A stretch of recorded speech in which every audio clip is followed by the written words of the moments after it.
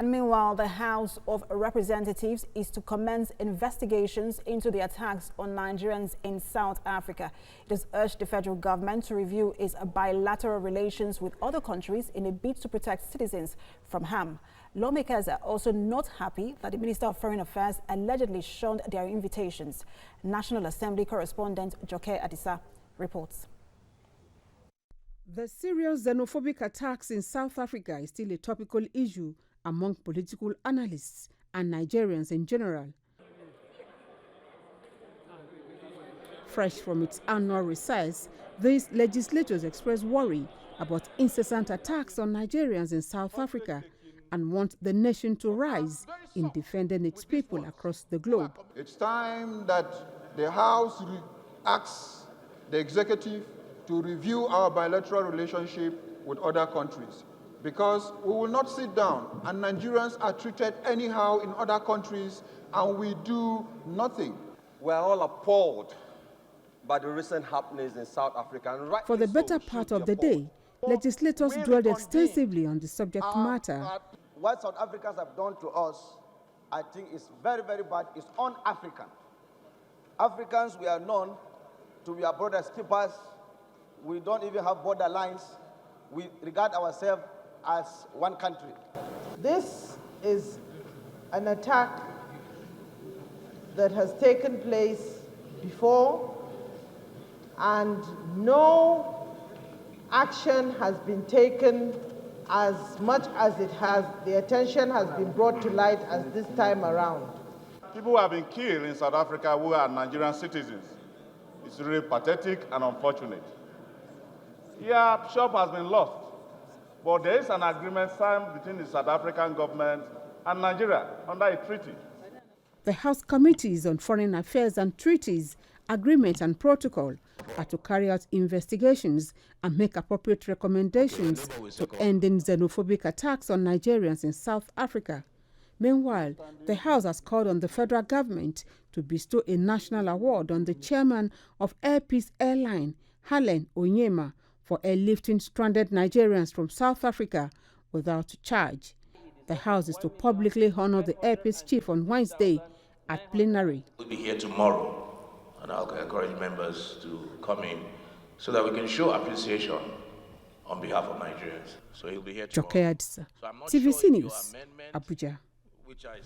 And our global affairs analyst Alistair Soyode joins us on the news for more on this. And now, Alistair, you've heard what the House of Representatives has said. They're saying they want to investigate, all of these attacks. Does this move the needle in the right direction at all? Well, thank you very much. Yes, there's no doubt that is the best thing that Nigerian National Assembly should do. But again, these are incidences that have been taking place since 2008 in South Africa. Now we're in 2019, and the National Assembly has the full responsibility, not just to investigate, but where necessary, advise the South African government on what they need to do in making Africa as a continent a better place. For Africans, we need investors, we need partnership between us as African nations. And so I see what they're calling for is the best thing that they can do, bearing the circumstances that we face as national of Nigeria or of South Africa and other African countries. All right, there are those who believe that this is a responsibility for the executive arm of government. But when you look at the legislative arm of government, what tools do they have to work with? Can they issue sanctions? What can they do? Well, really, they cannot. It's not about issuing sanction in this situation. Bear in mind that we have a lot of economic freedom between us and the South African government and the South African private sector. What we need to do is basically sit down and examine the reason and the causes of this situation. And one does not need to go deeper to find out the causes, because as we have seen, the South Africans are complaining that basically foreigners are taking away their job, which is due to the level of poverty in that part of Africa. Now, what we need to do is utilize the opportunity that has arisen from this situation to make the best of it for Nigerian citizens out there, other African citizens out in South Africa. But not just only in South Africa, all across African nations, we need to do the best thing that we can for our citizens. Even in Nigeria, we technically can say we're facing the same type of situation where we, on our own, do talk to our other brothers and sisters from other parts of the country. So really, this is the best time for us to examine how we respond, even locally, at state level and across the nation, and widely across the whole of Africa. And of course, all the international partners and all the international foreigners or investors are looking at what's happening in Africa. So it's not just about sanctioning the situation. It's basically utilizing the opportunity that we're facing right now to make Africa a conducive place and our nation the best place that we can make for us. All right, Alistair, we're also getting reports of Nigerians being delayed in South Africa, about 320 more of them because of landing permits. We just want to get your reaction on that.